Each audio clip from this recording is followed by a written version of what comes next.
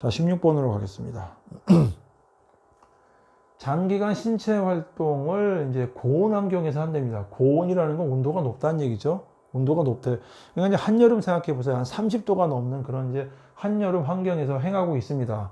거기서 예를 들어서 막 마라톤 같은 거를 해요. 오래 달리기 같은 거를 했을 경우에 얻게 되는 열 수능이라는 거죠. 즉 열에 대해서 우리가 이제 받아들인 거예요. 어느 정도. 자, 열 수능에 대한 설명으로 틀린 게 뭐냐라는 거예요. 틀린 게. 자, 틀린 거라는 건 이제 열 수능했다는 얘기는 발한 시점이라는 건 이제 땀이죠, 땀. 땀이 나오는 거죠. 땀이 나오는 시점을 조기화한다. 좀 빨라진다라는 거죠. 일반적으로 우리가 생각해 보면 한여름에 막 운동을 하게 되면 땀이 금방금방 나오죠. 이거는 그런 것 같아라는 거죠. 자, 피부 밑에 피하. 피부 밑을 이제 한자어로 피하라고 하죠. 우리 요 피부 있죠? 피부 밑에를 피하라고 하죠. 여기 혈관이 있죠? 아까 말씀드렸듯이 모세혈관들이 있죠.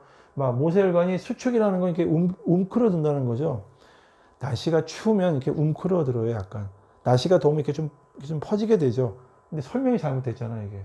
한여름에 지금 굉장히 더운 환경인데 수축이 되면 안 돼. 더 퍼지게 돼, 확대가 되겠죠. 요건 이제 설명이 좀 틀린 것 같아요.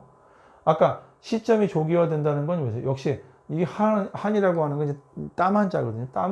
땀이 발림이 증가되고 발한율이 증가되고 그럴 것 같아요. 우리가 이제 한여름에 더워서 막 운동을 하게 되면 땀이 많이 나오게 되죠. 그래서 요 발한율이 증가되고 혈장이라는 거는 우리 여기 혈관이 있죠. 혈관에 액체 성분이 있죠. 물 같은 게 많이 흘러가지 않습니까? 요 물같이 흘러가는 것들이 증가될 것 같아요. 왜냐하면 많이 나와야 되기 때문에. 자, 그러면 여기에서 설명하는 거는 가번, 다번, 라번은 맞는 것 같죠? 그냥 상식적으로 생각을 해도 그런 것 같아요. 그리고 혈관이 날씨가 추우면 이렇게 수축이 되지만 지금은 고온 환경이기 때문에 이거는 이제 설명이 잘못된 설명이 되겠죠. 그래서 16번 답은 2번이 답이 되겠습니다. 오히려 이제 여기서는 확장이 되고 고온 환경이 아니라 저온 환경이 되면 약간 추운 데서 했을 경우가 이렇게 되겠죠. 자, 17번 문제 같은 경우에도 조금 전 문제와 연관성이 있죠.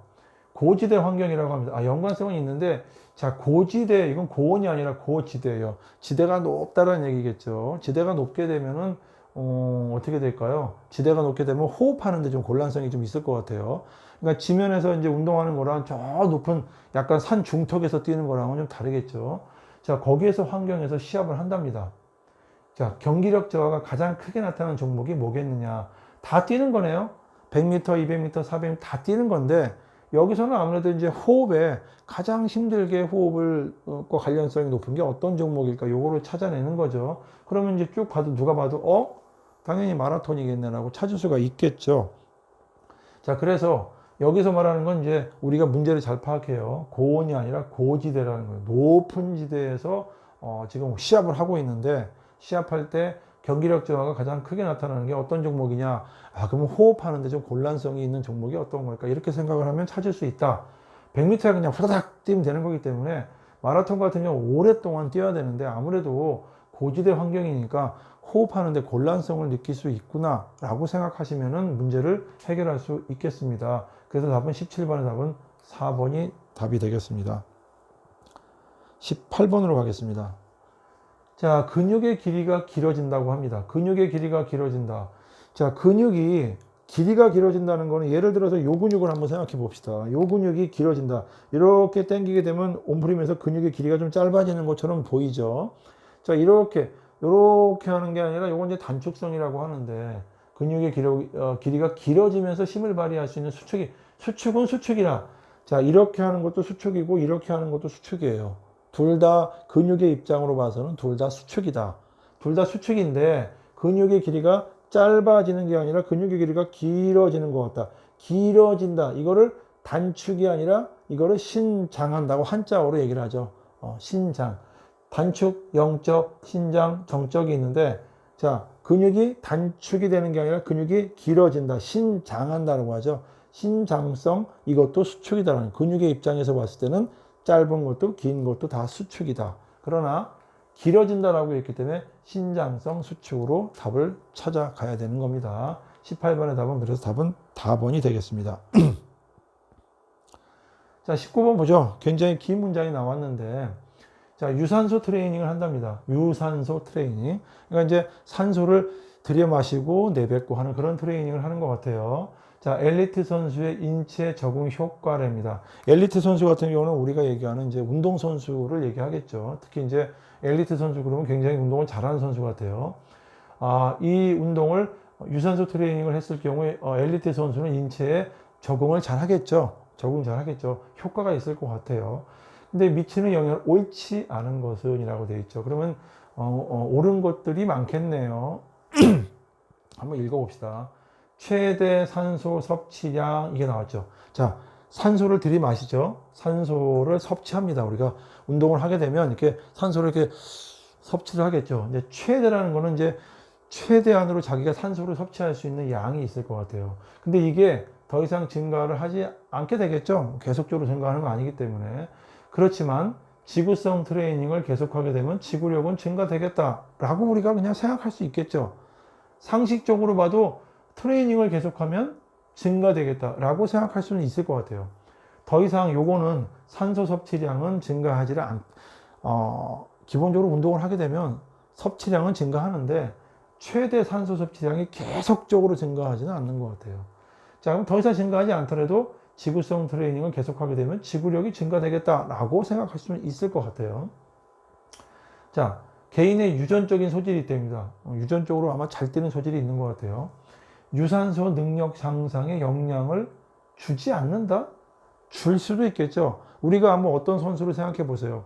어떤 선수는 개인의 어떤 유전적으로 타고날 때부터 뭐 굉장히 심장이 좋아라는 그런 선수가 있다고 합시다.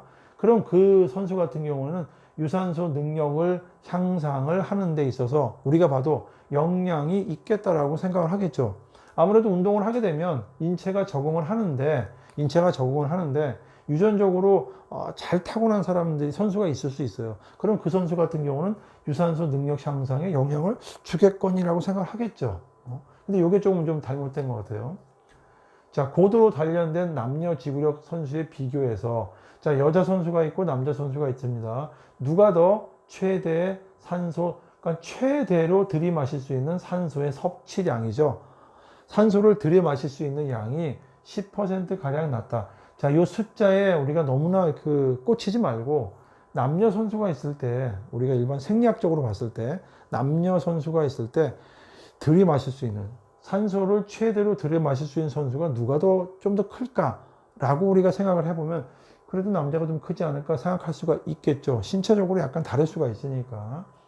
그래서 이제 이것도 어느 정도 이제 수긍이 가는 것 같아요. 라번 같은 경우는 심폐지구력을 최대화시킵니다. 심폐지구력 있죠. 심장과 폐가 오랫동안 소위 견뎌낼 수 있는 능력을 심폐지구력이라고 하죠. 자, 요거를 최대화시키면은 경기력 상승에 도움이 되겠죠. 자, 우리는 여기 있는 문제를 읽어보면 우리가 생각하는 어떤 기본적인 게 있어요. 상식적으로 생각할 수 있는 게 있는데 그것들이 대부분 맞고 있는데 자, 요거 같은 경우는 19번 같은 경우에는 유전적인 소질이 좋은 선수가 있는데 이 선수도 유산소 능력 향상에 영향을 줄 것 같아요. 그런데 주지 않는다라고 했기 때문에 이게 좀 와닿지 않죠. 요걸 답으로 가져가셔도 아무 문제가 되지 않겠습니다. 다른 것들은 읽어보면 그럴 것 같아 라고 고개를 끄덕일 수 있죠. 자, 그건 우리가 봐도 상식적으로 봐도 운동생리학이라는 거는 우리가 상식적으로 생각해 보면 그럴싸하다라는 것들이 굉장히 많아요. 굉장히 많은데 여기서도 마찬가지로 가번과 다번과 라번 같은 경우는 읽어보면 그래 그럴 수 있다 라고 생각할 수 있죠. 다 맞는 것들이에요. 근데 요거 같은 경우에는 유전적인 소질이 있는데 유산소 능력 향상에 영향을 줄 것 같은데 왜 주지 않는다고 했을까? 맞습니다. 줄 것 같습니다. 그래서 이거는 답으로 옳지 않은 것으로 답을 찾을 수가 있는 겁니다. 자, 20번 문제로 가겠습니다. 마지막 문제죠. 자, 혈액 내에 우리 혈액이 있습니다. 혈액이 있으면 혈액이 하는 역할이 있죠. 혈액이 하는 역할이 우리가 이제 호흡을 하게 되면 폐에서 이제 폐포죠. 모세혈관에서 이제 소위 말하는 작용이 서로 간에 산소와 이산화탄소가 교환이 일어납니다. 교환이 일어나게 되면 산소라는 거를 이제 혈관이 이동을 하죠. 이제 뭐 어떤 애가 묶을 거예요. 이제 헤모글로빈이라는 애가 있는데 걔가 이제 적혈구 안에 있어요. 적혈구 안인데 걔를 이제 산소를 꽉 잡아주고 나서 온몸에다가 쭉 갖다 주죠. 그러고 난 다음에 맨 마지막에 조직에서는 또 일을 다 끝냈으니까 이제 뭔가 일을 끝냈으니까 찌꺼기 같은 게 나올 것 같아요. 그 이제 소위 말하는 이제 나온 것들이 이산화탄소인데 이산화탄소를 어디다 주냐면 야 이거 갖다 버려야 되는데 어디다 버릴까? 혈액에다 주는 거죠. 혈액에다가 주는데 그게 바로 이산화탄소예요. 그때 줄 때 어떤 형태로 어떤 운반의 형태로 가느냐라는 거예요. 여기서 딱 보면 그러면 운반의 형태가 몇 가지가 있겠구나라는 거죠. 이렇게 형태가 나왔어요. 근데 수소하고 결합하는 건 아니에요. 지금 이건 전혀 아니고 이 가나다의 형태가 다 맞아요. 이렇게 중탄산염의 형태로 혈액 내에 용해된다는 건 녹는다는 거죠. 혈액에 녹아서 운반되는 형태가 있겠고 헤모글로빈이라고 하는 게 원래 산소를 이렇게 탁 묶어서 이제 이동을 하는 소위 말해서 자동차라고 생각하시면 돼요. 그러면 거기다가 우리가 이제 산소를 이제 넣어주고 가는 건데 헤모글로빈하고 결합해서 카르바라고 했는데 어쨌든 뭐 말은 어렵지요. 카르바미노 헤모글로빈의 형태로 그러면은 자 이거는 하고 요 세 가지의 형태가 맞는 것 같아요. 그런데 우리가 요 문제가 앞으로도 계속 출제가 될 수 있어요. 출제가 될 수 있는데 혈액이 하는 역할 중에 하나가 산소하고 이산화탄소를 운반한다고 했죠. 자, 이 운반하는 걸 우리가 아주 쉽게 생각해 봅시다. 여기 물이 흘러가고 있어요. 자, 물이 흘러가고 있는데 지금 우리가 살고 있는 세상에서는 자동차를 통해서 도로로 해서 이렇게 운반을 하죠. 물자를 운반을 하는데 마찬가지로 혈액에서 운반을 해요. 혈액에서 운반을 하는데 산소도 운반하고 이산화탄소를 운반합니다. 산소 같은 경우는 이제 우리가 에너지라고 생각해요. 에너지를 줘서 에너지를 좀 써라 이거예요. 조직에 가서. 근데 조직에 에너지를 다 쓰고 났더니 찌꺼기가 나왔어요. 예를 들어서 노폐물이라든가 뭔가 나왔어요. 나와가지고 그거를 이산화탄소가 나왔는데 요거를 이제 운반을 다시 줘야 돼. 다시 여기 지금 이제 혈액에서 이제 막 이제 피가 흘러가고 있겠죠. 여기다가 이제 주면은 혈액이 이제 운반을 해서 바깥으로 내보냅니다. 이산화탄소를. 자, 그랬을 때 형태가 이렇게 세 가지가 있다는 거예요.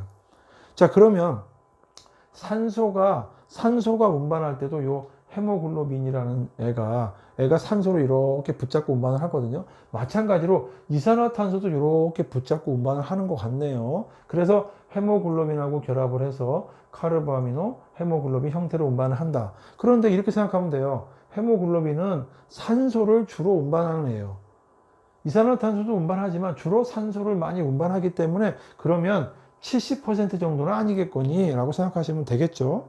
자, 그럼 여기서 보셔. 혈액 내에 용해됐다는 거는 내가 이산화탄소가 나왔어요. 조직이 막 일을 해가지고 조직이 일을 끝냈더니 여기가 이렇게 뭔가 이제 버려야 될 게 나왔어. 근데 이 버려야 될 거를 이렇게 뭔가 덩어리가 돼 있는데 이 덩어리가 돼 있는 상태에서 그냥 그대로 갖다 버리면 되는데 그 중에서는 그 혈액이 이제 그 액체 성분이기 때문에 녹을 수도 있겠죠. 혈액 내에서 용해돼서 운반되는 형태가 일부 있을 것 같아요. 많지는 않을 것 같아요. 자, 기본적으로 우리는 이렇게 생각하면 돼.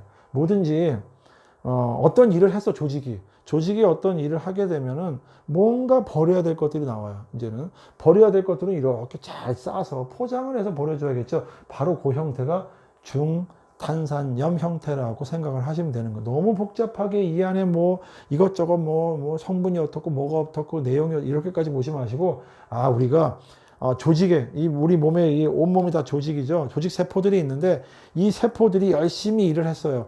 열심히 일을 하고 이산화탄소라는 게 나왔는데 요거를 좀 밖으로 좀 배출하고 싶어. 그러려면 적어도 이렇게 이삿짐의 형태로 이렇게 좀 쌓아야 될 것 같아요. 그런데 그게 바로 중탄산염의 형태로 버려진다 이거죠. 요게 70% 대부분이 이렇게 버려지고 있고 그 중에 이제 일부 좀 자그마한 것들은 녹아서 가고 있다. 그리고 헤모글로빈도 역시 도와주고는 있는데 헤모글로빈은 말씀드렸듯이 산소를 주로 운반하는 애들이라 이산화탄소는 좀 적을 것 같다. 이렇게 생각하시면 돼요. 그래서 이 세 가지가 시험 문제 출제에 자주 되고 있습니다. 안 잊어버리겠죠? 그래서 답은 70%를 차지하는 것은 바로 중탄산염의 형태로 가고 있다. 이렇게 학습을 하시면 되겠습니다. 자, 2015년도 한번 풀어봤는데요. 이 다음에 이제 다음 연도까지 풀어보시면 알겠지만 제가 이렇게 설명하면은 다음에 절대 틀릴 일이 없습니다.